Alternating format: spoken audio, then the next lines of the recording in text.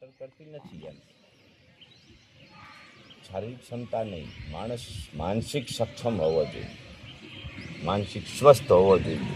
કોઈના ગુસ્સાને માણસ થોડી વારમાં ગળીને ક્ષમા કરીને પી જવો જોઈએ, દુઃખને પી જવો જોઈએ. મૃત્યુ નિશ્ચિત છે, આજે આવવાનું, કાલે આવવાનું, એક દિવસ આપણું શરીર જતું રહેવાનું. આપણા આટલા બધા સંબંધીઓના શરીર આજુબાજુમાં જતા રહ્યા, છતાંય આપણે આપણી જાતને રોજ એમ ગણીએ એ તો આપણું હજી વાર છે. એવું નથી.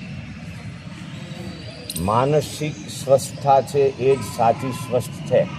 જે માણસ માનસિક સ્વસ્થ નથી, જેને બરાબર ઊંઘ નથી આવતી, જે ચિંતામાં છે, ટેન્શનની ગોળીઓ લે છે, એ ગમે એટલા સ્વસ્થ હોય, મલ્ટી મિલિયનર હોય, ગમે એટલી ગાડીઓ ઘરે હોય, બધું હોવા છતાં એ સ્વસ્થ નથી જ.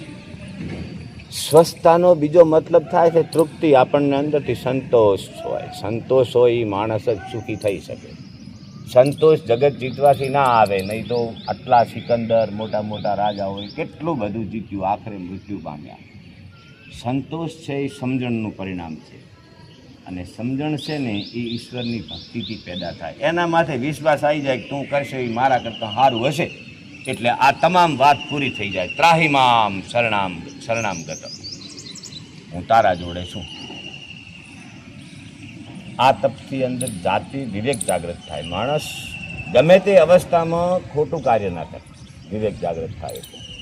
એને એમ થાય કે આપણે આ નથી કરવું, આ નથી બરાબર, આ બરાબર છે. આ સ્વયંની બુદ્ધિ અંદરથી જાગૃત થાય છે. એનું નામ આપણે યોગ. આપણે એ યોગને કરવાના છે. ખાલી થોડા આસનો શીખી જા. મારા કરતાં ઘણા બધા લોકો સારા આસનો કરતા હશે, જે રોજ કરતા હશે, પણ આપણે કોઈ મશીન નથી કોઈનું કરાયેલું કરીએ. આપણને શું સમજણ પડે છે?